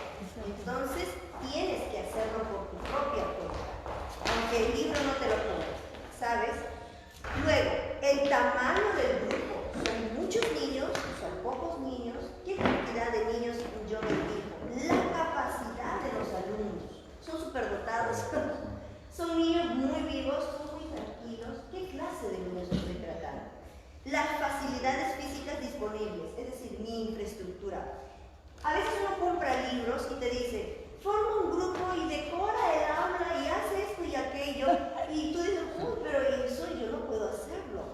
Todo lo que tengas en tu mano lo tienes que contextualizar. Todo. Porque la realidad en donde se hizo ese libro, esa lección, es totalmente diferente a la nuestra. Por lo tanto, al maestro de escuela dominical siempre, y eso es invariable, va a tener que contextualizar el contenido que va a enseñar. Creatividad. ¿Ah? Creatividad. Exacto, la creatividad, el deseo de que tus niños aprendan. Los recursos humanos, económicos, tecnológicos, en fin, literarios que tengas, ¿vale? Todo, tienes que echar mano de todo lo que tengas. Y desarrollar, como dice la hermana, la creatividad para formar y hacer el plan que quieres. Las capacidades propias del maestro y su intencionalidad, es decir, tú misma, tus propias capacidades. Por ejemplo, yo no sé, como dicen, ¿no? A veces no sé, o cómo le enseño a estos adolescentes acerca de esas preguntas tan difíciles. ¿Qué hago? Tú tienes que saber hasta dónde eres capaz, no le vas a decir cualquier cosa. Busca ayuda, pregunta al pastor, a un hermano que sabes que conoce, busca en internet con páginas fiables, buenas, porque hay de todo en internet y no todo lo que sale es bueno. Busque páginas que tengan buena doctrina, que enseñen, que le puedan dar buena información de las cosas. Luego, todas estas cosas tenemos que tenerlas en cuenta, porque así todo lo que vamos a enseñar realmente va a servir, ¿verdad? Porque de nada me sirve, a veces me ponen lecciones, haga 2 grupos de 10 niños cada uno, o me dice, compre este disfraz, o disfracen los niños así y así, y yo no voy a hacer eso. Para empezar, no tengo ni 5 como para hacer 2 grupos. Pues esa actividad se cambia y hago otra, que realmente se aplique a mi clase, a mis niños, a mi contexto, ¿verdad? Entonces, cuando uno se compra material de escuela dominical o busca todo lo que dice allí, no lo tienes que hacer literal, contextualízalo y aplícalo según sea la necesidad de tu entorno. Vamos a analizar rápidamente al gran maestro, Jesucristo. Y yo ya tengo calor. Porque Él es el maestro por excelencia. De Él aprendemos, de Él todo, siempre lo aprendemos. Y no quería pasar por alto esto, porque Él vino, sí es cierto, a salvar al mundo, vino a morir por nosotros y Él es la razón de todo lo que hacemos, ¿verdad? Entonces, pero Él fue un gran maestro, un gran maestro. Él nunca tuvo una clase, un salón, nunca tuvo una pizarra, ni un libro. Bueno, excepto cuando leía los rollos de la Biblia. Pero su clase era la calle, el camino por donde iba. Sus herramientas eran las espigas, el campo, los árboles, la higuera. Todo eso era para Él. Entonces, tenemos que aprender de Jesús. ¿Ya está? Sí, ya está, mamita. ¿Sí? A ver, vamos a ver. Tenemos que aprender de Jesús, porque Jesús, yo he sacado 3 cosas de Él que creo que nos pueden servir. Y la primera es que Él enseñaba con mucha creatividad, muchísima. Bueno, a Él le sobraba, yo creo, ¿no? Él tenía mucha creatividad. Vamos a buscar Marcos 6, 25 al 34. ¿Cuánto? Marcos 6. Sí. Eso. De 25 al 34. No lo vamos a leer porque... nada de tiempo. Sí. Pero el título, ¿qué dice? Marcos 6, de 25 al 34. De 25 al 34. Ay, perdón, Mateo, con razón. Digo, el título aquí no me sale. Mateo 6, del 25 al 34. La paz y la ansiedad. Exacto, miren. Allí es cuando Dios le dice, mira las aves del cielo, dice, mira las aves del cielo que no siembran ni ciegan, ni recogen en graneros, y sin embargo vuestro Padre Celestial las alimenta. ¿No valéis vosotros mucho más que ellas? Luego le dice, ¿y quién de vosotros podrá, por mucho que se angustie, añadir a su estatura un codo? Y por el vestido, ¿por qué os angustiáis? Miren los lirios del campo, cómo crecen, no trabajan ni hilan. Pero os digo que ni siquiera Salomón con toda su gloria se vistió como uno de ellos. Jesús era muy creativo para enseñar. Él no iba directamente diciéndole a la gente, por ejemplo, ideas o cosas que él quería que aprenda, sino que él hacía comparaciones. Él usaba mucho las parábolas, usaba mucho las metáforas. Él enseñaba según su contexto. Sí. Por ejemplo, si él estaba en el campo, ya contaba una historia acerca del campo. Si él estaba, yo qué sé, con los fariseos, o en el mar, en fin, él donde estaba, él se adaptaba a ese lugar, buscaba recursos que estén en su lugar para enseñar. Era creativo. Otra cosa es que él usaba, por ejemplo, recursos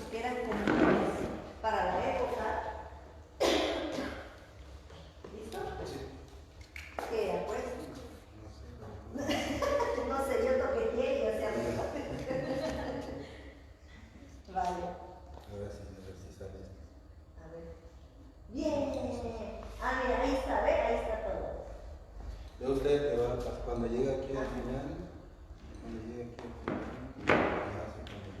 como me llaman. Vale, yo te digo. Vale, entonces, bueno, eso era lo que queríamos tener en cuenta. Esta es otra forma, miren, esta es otra forma de llamarlo, de reorganizarlo, ¿no? Por ejemplo, otros tienen de 0 a 3 la sala de cuna, de 4 a 5 los principiantes, de 6 a 8 los primarios, de 9 a 11 lo que serían los intermedios, el primario superior, de 12 a 14 la primera adolescencia, de 15 a 17 la segunda. Bueno, entonces. Eso es cuando hay muchos ya. Claro, eso es cuando hay muchos, pero es para que tengan una idea. Sí. Como le digo, yo en mi clase, en nuestra iglesia tenemos 3 clases. Y como, gracias a Dios, tenemos las 3 niñas, las 3 niñas tienen por ahí 7, 8 años. Entonces, va genial porque las 3 están en la misma etapa y nos viene muy bien. ¿No? En los adolescentes tenemos hemos puesto a los de 11, porque ya no va a estar con una de 8, Claro. mucha diferencia. Entonces hemos puesto con las adolescentes que tienen 13, 14 años, que están más cerca de esa edad. Entonces, usted contextualice todo, ¿ok? Nunca diga, no, es que esto tiene que ser así, no lo podemos cambiar. No, aquí nada es cuadrado. En la educación uno tiene que buscarse las formas y las maneras para que el niño entienda y aprenda bien. Entonces, volviendo a lo de Jesús.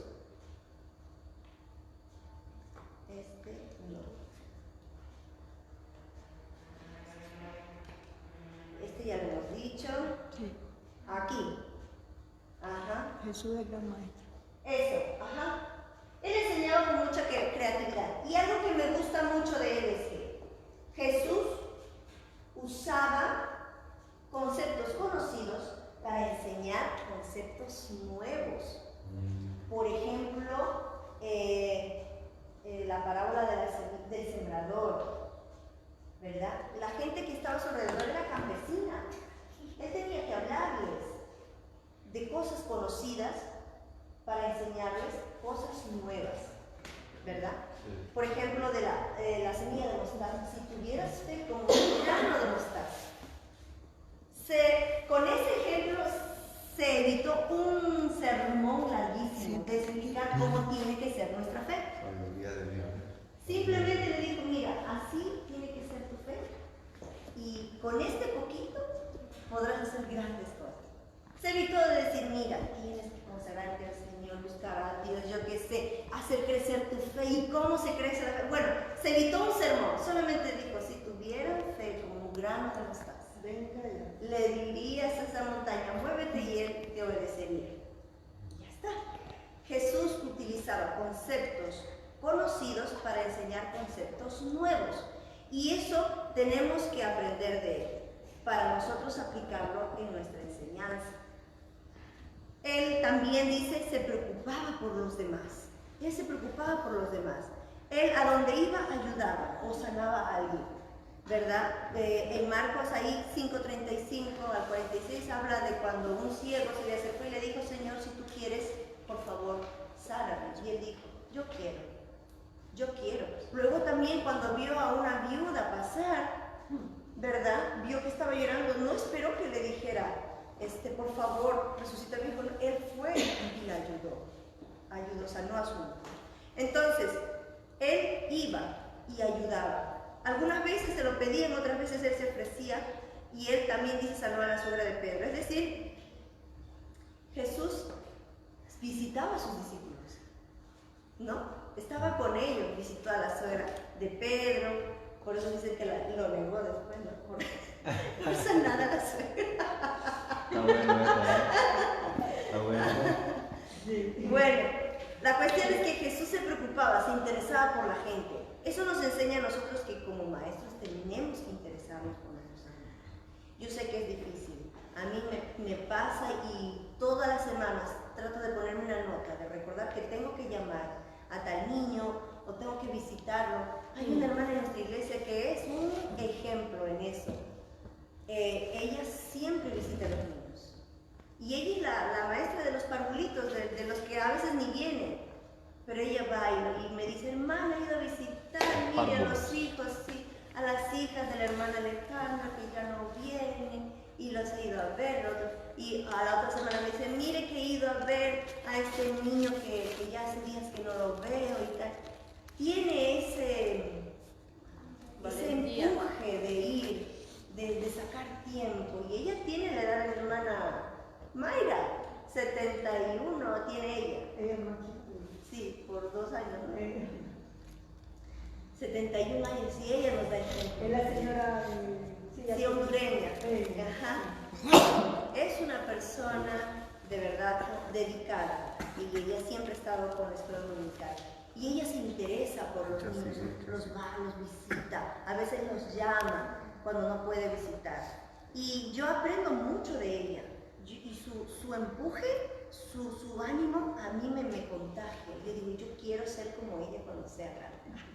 Yo quiero ser como ella. Yo quiero ser como ella. Voy a visitar a mis alumnos y empiezo a llamarlos y a preguntar, ¿qué tal? A veces yo estoy con los adolescentes ahora, me ha tocado con ellos. Y ellos son tan indiferentes. Tú los llamas, sí. Ah, vale. Sí, bien. Sí, adiós. Y ya está. Ya está. Pero bueno, no importa. Aunque ellos, el adolescente, como hemos estudiado, ¿verdad, hermana Mayra? Aunque parezca que no le importa, la presencia del adulto en el adolescente es indispensable. El adolescente necesita identificarse con el adulto, pero el adolescente siempre te va a aparentar que no le importas, que no quiere estar contigo, que no, que eres muy mayor. Pero todo lo que tú hagas por el adolescente, él lo guarda en su mente y en su corazón. Y luego, cuando está en momentos difíciles o cuando ya son adultos, se acuerdan y agradecen esas cosas. Así que no importa, aunque sean indiferentes, yo voy y les abrazo. Hola, mi niño, ¿cómo estás? A uno que le gusta mucho las matemáticas le digo, ¡ay, cómo está mi matemático! Y lo abrazo y lo doy besos. Y él está así, tieso como un palo, no va a hacer nada. Ah, bien, bien. 4 por 8. Ya está. Y así, pero yo sé que de alguna forma u otra, en algún momento veremos los resultados. Quizás ahora no, pero esto es como el campo, así igualito. Hay que esperar hasta ver el resultado. Y da mucho trabajo, pero luego cuando recoges el fruto, qué bien se disfruta, ¿verdad? Muy bien, entonces tenemos que hacer como Jesús. Y otra cosa fundamental es que Jesús oraba. Jesús oraba. A ver, este está aquí. Creo que está aquí. Jesús oraba con frecuencia. Jesús oraba antes de tomar una decisión, y también oró por sus discípulos y por nosotros. Eso es lo más maravilloso, Jesús oró por nosotros. Ahí está en cada uno de esos pasajes bíblicos, vemos que él dice él solía, en el Lucas 5:16 dice, él solía alejarse para orar, a lugares apartados para orar. Oraba antes de tomar una decisión. Antes de escoger a sus discípulos, él oró, pidió al Padre que le dé sabiduría. Y también oró por nosotros, antes de morir en la cruz, ¿no? Para que nos Y en Juan 17. En Juan 17 yo estoy ahí. ¿Cómo no le ¿En Juan 17? Sí. Yo estoy ahí. Cuando ora por los discípulos. ¿Estás en ese versículo? Yo estoy ahí porque Jesús oró por mí. Vale, ahora lo entendí. Todos estamos en Juan 17, ¿verdad? Claro. Pues mira, qué bien, no lo había pensado de esa forma. Ahora sí ya sé qué decir. Pues eso, entonces, viendo todo esto, nos damos cuenta que el maestro es así. Tiene que ser creativo, tiene que preocuparse por sus alumnos, pero por la base de todo es que tiene que orar por sus alumnos. Sin esa base lo demás no funciona. Aunque lo hagas, no funciona. Porque el poder es de Dios. Y es el Espíritu Santo quien tiene que actuar a través de nosotros. Entonces tenemos que imitar a Jesús, a ese maestro por excelencia, ¿verdad? Ahora sí, ya vamos a ir casi finalizando, no del todo, pero voy a darles algunas cositas, algunas partes básicas, lo básico, ¿vale? Porque esto de hacer una lección bíblica nos tomaría otro taller de 2 horas, ¿vale? Porque es más, no es complicado, pero es mucho más amplio y hay que dedicarle tiempo. Entonces voy a darles simplemente partes básicas de lo que debe tener una lección bíblica. A ver, vamos a empezar. Para comenzar una lección bíblica debe tener una introducción. Cuando tú vas a hacer tu lección, tienes ciertas partes. La primera de todas es la introducción. ¿Qué es la introducción? Pues ahí lo dice. El objetivo de la introducción es captar al alumno, es provocar un deseo de descubrir lo que va a aprender. No debe dar más expectativas de las que hay y debe ir acorde con la lección. Es decir, querida hija mía, deja de pintar a tu hermana con rotulador, por favor. Entonces, la introducción es captar la atención, es como una caña de pescar que va a atraer a los niños, la atención de los niños hacia la lección. Por ejemplo, si yo voy a dar la lección, yo qué sé, de la multiplicación de los panes y los peces, entonces la introducción puede ser de 1000 formas. Por ejemplo, puedo traer una caja y puedo poner ahí, puedo cortar pescaditos y ponerlos, puedo traer pan incluso de mi casa, ¿no? O en una cesta y decirles, chicos, ¿para qué servirá esto? Yo no sé por qué está aquí. ¿Alguno de ustedes me puede decir? Entonces, de esa manera, los niños van a estar pensando, dependiendo de la edad también, ¿no es cierto? Ya hemos hablado de eso.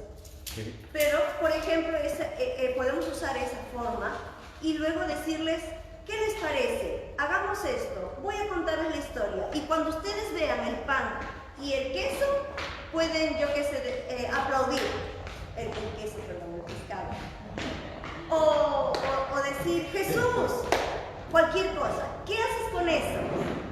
Poner al niño atento a lo que estás diciendo. Entonces, cuando el niño escuche y le trajeron un niño con 2 panes, Jesús, Jesús, vas a decir todo. ¿Por qué? Porque están atentos. Y si les das premio, ni te cuento. ¿Saben qué he hecho con los adolescentes? Porque no me traían la Biblia. He comprado una barra de chocolate. Y les he dicho, todos los domingos, cada vez que ustedes me traigan su Biblia en papel, no quiero móvil porque he puesto reglas y he dicho móvil no quiero. Cada vez que traigan su Biblia, van a tener un cuadradito de chocolate. Todos los domingos me traen la Biblia. Y todos los domingos tengo que tener mi barrita de chocolate. Así que bueno, lo compro del mercado, y ahí los voy motivando. Entonces, eso, la introducción. En una historia bíblica tiene que haber una introducción. Tienes que hacer algo para llamar su atención. Ahora, no te pases demasiado en el sentido de que ofreces algo que luego en la historia no vas a tener. Quiero decir, que creas tanta expectativa, pero que luego la historia no resulta ser tanto como lo que el niño pensaba, ¿vale? Entonces, en la introducción, tú tienes que captar la atención del niño, o del adolescente, o del pequeño, ¿vale? Luego, esa es la parte de la introducción.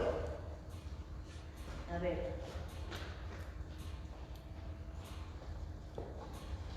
Vale. Luego de la introducción siempre va junto a la historia bíblica, o a lo que vas a relatar, ¿vale?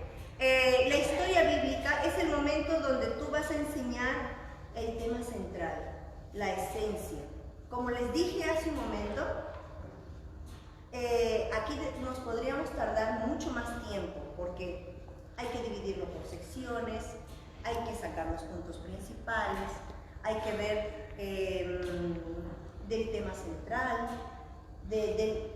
eso es algo que lo voy a decir después, pero siempre hay que presentar el mensaje de salvación en las lecciones bíblicas. Entonces, aquí se desarrolla el tema y se da la enseñanza. En esta parte tú puedes buscar muchas maneras de dar la historia bíblica. Una de ellas, perdón, me voy a quitar, ya me dio calor. Está fuertecito el fuego, qué bueno. Entonces, aquí dice, la historia bíblica bíblica la puedes dramatizar. Por ejemplo, la historia bíblica la puedes formar en grupos si son más grandecitos. Si son más grandecitos, puedes hacer grupos, darles un trozo del pasaje bíblico que te toca estudiar y decirles a ellos mismos que saquen la enseñanza, si son grandes. Otra forma de enseñar la historia bíblica puede ser a través de las figuras, de las láminas, que a veces que cuando compras material te suele venir esas cosas. Con palabras claves, por ejemplo, decirle a los chicos, miren, cada vez que escuchen la palabra lluvia, por decir, en la historia, ustedes dicen, yo qué sé, lo que ustedes inventen o lo que tenga relación, nube, por ejemplo. Entonces el niño va a estar atento, lo mismo que el ejemplo anterior, ¿no? Es lo mismo que el ejemplo. Van a estar atentos a que digas la palabra lluvia, y como van a estar atentos a escuchar la palabra lluvia, te van a escuchar toda la lección. A mí esa me da mucho resultado, muchísimo, me gusta mucho esa técnica. Luego, puedes usar títeres, películas, un invitado especial disfrazado de algo. Pueden pedirle a Abraham que se disfrace de Abraham, por ejemplo, si van a hablar de esa historia. Un concurso, yo que sé, la otra vez con los adolescentes, antes de la lección, les dejé preguntas. Y les dije, los que me respondan todas las preguntas correctas van a tener un premio, yo qué sé, un caramelo o otro trocito de chocolate. Entonces, eso fue antes de la lección, antes de contar la historia o de dar la lección. Entonces, yo iba hablando y ellos iban anotando. Y eso ayuda a captar la atención, a concentrar su atención, porque se distraen muy rápido, ¿no? Entonces eso permite que el niño esté concentrado. A ver, ¿ahora qué va a decir? Ah, sí, esta es la respuesta. Y lo anota, y ahí está, ¿no? Atentos. Entonces, por medio de concursos también puedes hacerlo, ¿vale? La historia bíblica, yo una vez llevé un taller, la hermana Naira también imagino que lo ha llevado, de Apple. Sí. ¿Han escuchado de Apple? Apple. Apple es un ministerio muy poderoso que lo hay en Madrid, que no sé si habría que ver de la zona de acá. De aquí no sé, pero es un ministerio que se dedica exclusivamente a la enseñanza bíblica para menores de edad, a los niños. Entonces ellos tienen un método diferente, por ejemplo. Ellos, durante la historia, ellos van metiéndoles trocitos del Evangelio acerca de quién es Dios, qué es el pecado, las consecuencias del pecado, quién fue Jesucristo, qué hizo por nosotros y cuál es la decisión que nosotros vamos a tomar respecto a todo eso, ¿vale? Pero eso es, como les digo, son formas y está muy bien. Si tú te lo aprendes, es genial, es buenísimo, ¿vale? Pero si no, puedes hacerlo también así, haciendo la introducción, contando la historia, y después de que has contado la historia, tiene que haber una aplicación, siempre, una aplicación.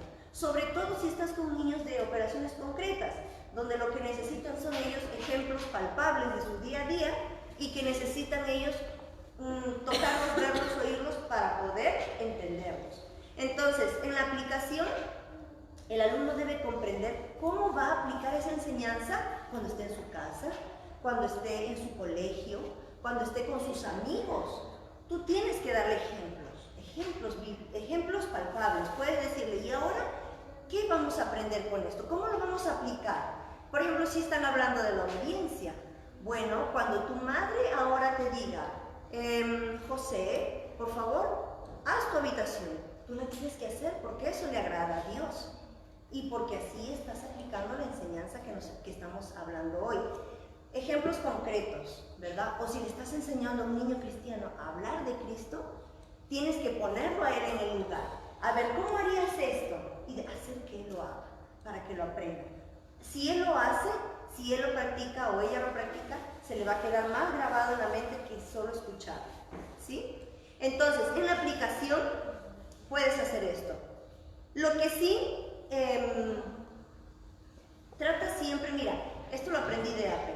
Los niños normalmente cuando van a la iglesia consideran que son cristianos. Y tenemos que hacer el énfasis de que la salvación es personal y que la salvación no es por obras.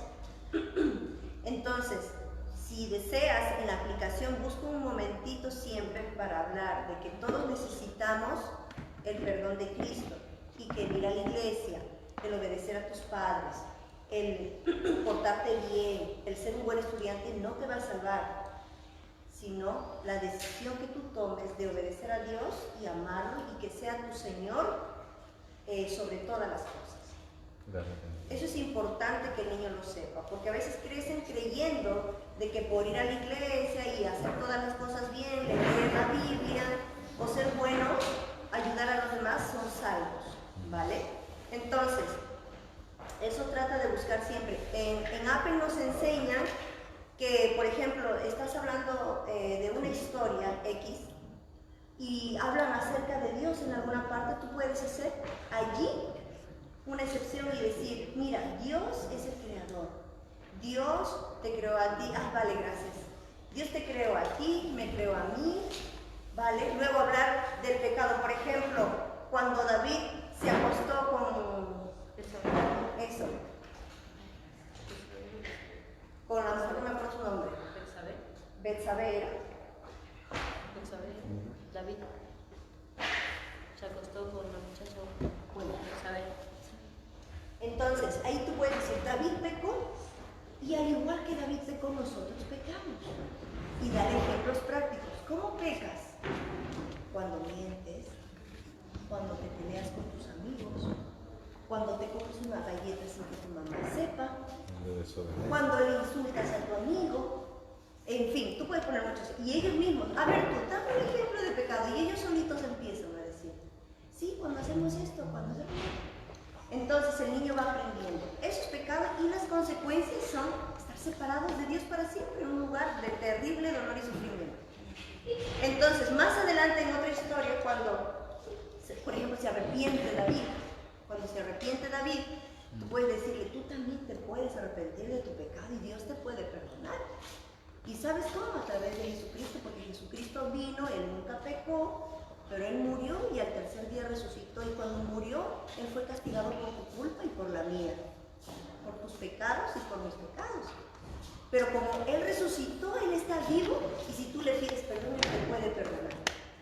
Entonces así tú vas introduciendo poco a poco y vuelves a la historia.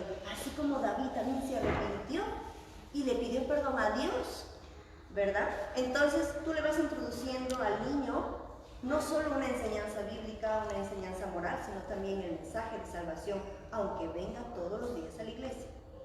Porque el niño tiene que saber que la salvación no es por obras, sino por fe en Jesucristo. Egocéntrico.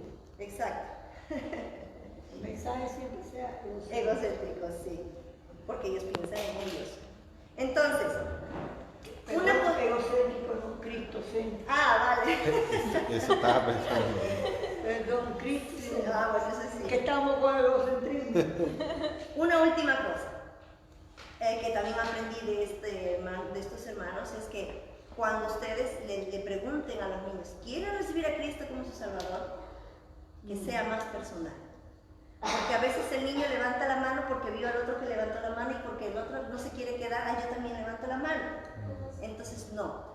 Decirle más bien, ¿te gustaría saber un poco más? ¿O te gustaría saber más de cómo recibir a Cristo en tu corazón? Entonces, vamos a terminar la clase y al final tú y yo hablamos, ¿sí? Si tú quieres hablar conmigo, yo voy a estar sentada en esta silla al final de la clase. Te me acercas y conversamos.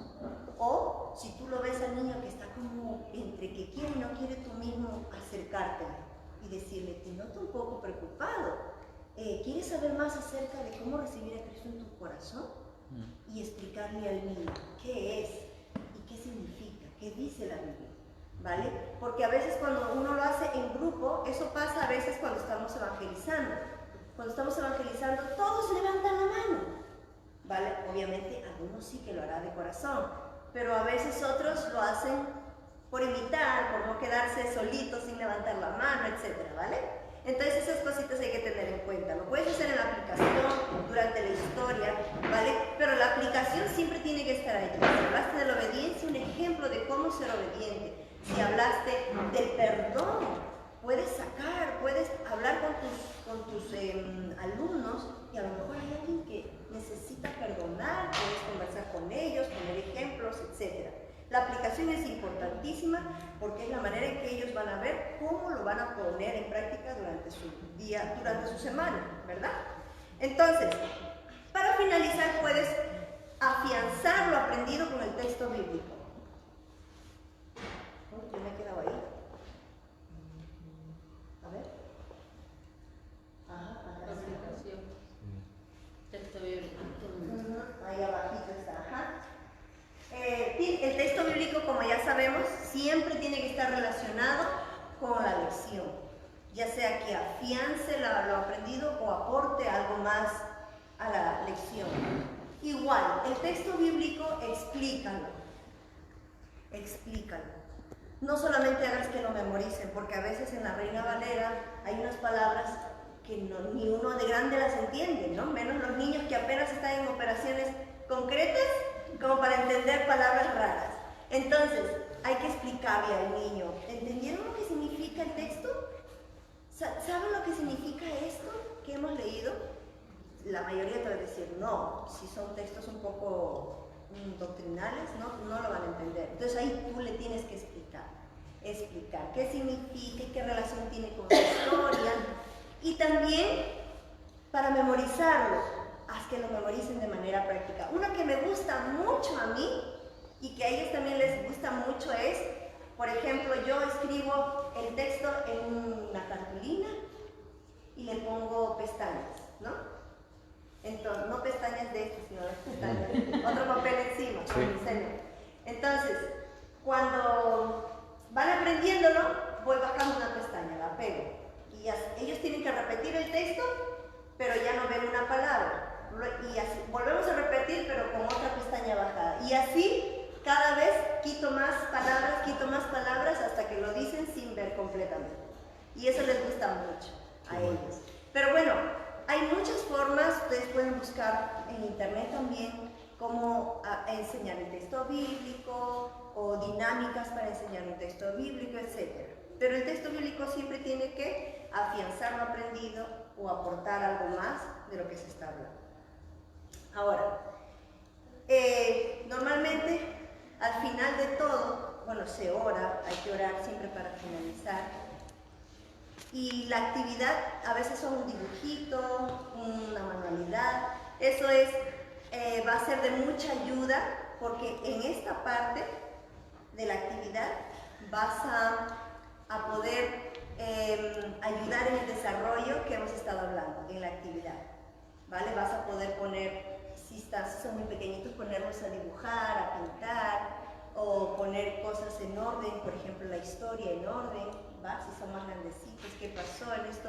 Entonces en la actividad tú puedes hacer dibujos que recorten, que pinten o alguna manualidad que tú crees que ellos puedan hacer, todo siempre que aporte, que vaya de acuerdo a la lección que se da.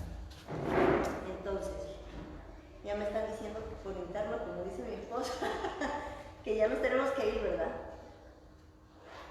Bueno.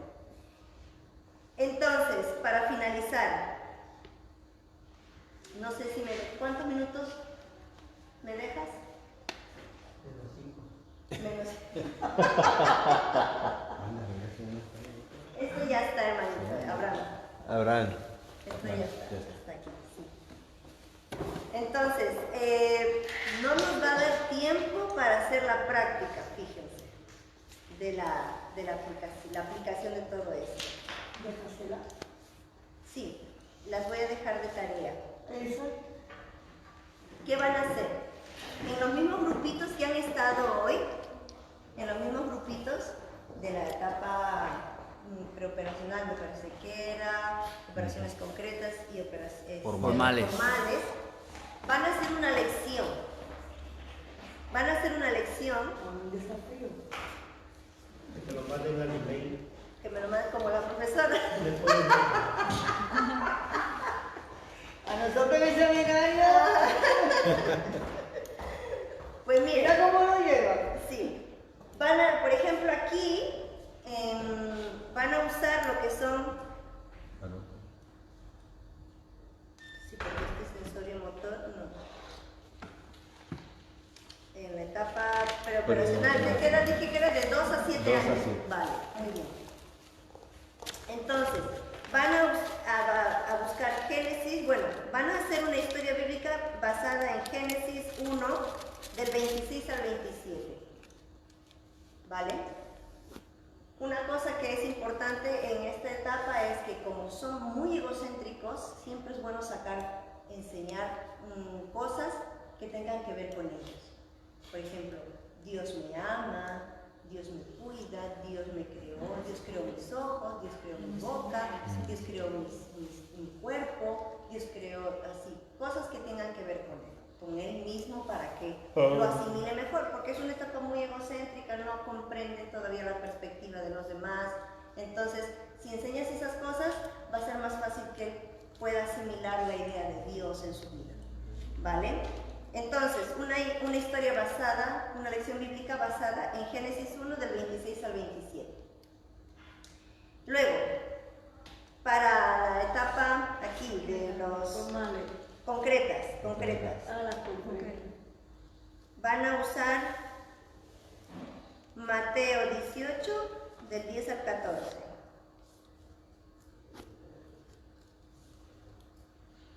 Mateo 18 del 10 al 14. Y para los adolescentes, 1 Samuel 17. O sea, ¿Eso se le mandaría a su correo algún informe o algo? Sí, vamos a ver. 1 Samuel 17, para la etapa de las operaciones formales, que ya son de 11 a 12 años en adelante. Exacto. Les voy a dejar... ¿Quieren que les deje? Porque a lo mejor no. ¿Tienen anotado todas las etapas del desarrollo? ¿Todas las etapas? Déjelo ahí. Tenemos el video. Bueno, tienen el video, lo pueden revisar ahí, ¿vale? Entonces, van a hacer una lección bíblica con una introducción, con la historia. La historia tiene que ser contada de una manera que ellos la entiendan. Pueden usar objetos, pueden usar lo que quieran. Y con una aplicación, con el texto bíblico, ¿vale? Todo, y lo van a hacer, lo van a desarrollar, y luego me lo mandan, y ya está. ¿Se le manda como un informe? La etapa nuestra, la etapa de ellos. Claro, por ejemplo, dices, en la introducción, Un informe. vamos a hacer esto. Vale. ¿Por qué? Porque como el niño está en esta etapa y comprende mejor estas cosas, pues vamos así, más o menos explicar. Vamos a usar esto, Sí. voy a usar lo otro. Ya, Claro. ¿Sabes? Sí. Hombre, si te decides, pues lo haces el estudio. Sí, claro, es sobre todo para aplicarlo, porque todos necesitamos aplicaciones en la vida. Y eso, Claro. y lo mandan a... Tomen nota, a ver. Es JNG. No, JNG. OMNI. OMNI. OMNI. LIFE. LIFE@gmail.com. JNG. Para nunca te lo coges. Gmail.com. Si no, también que entren al foro también para que puedan dejar sus comentarios. JNG de González. OMNI. Sí. Omni. OmniLife@gmail.com. Eso. Eso, ¿No lo pasa después? gmail.com. Y eso, mis hermanos. No sé si tienen alguna pregunta, alguna duda. Una pregunta, ¿se van ya de una vez para Zaragoza? Papá.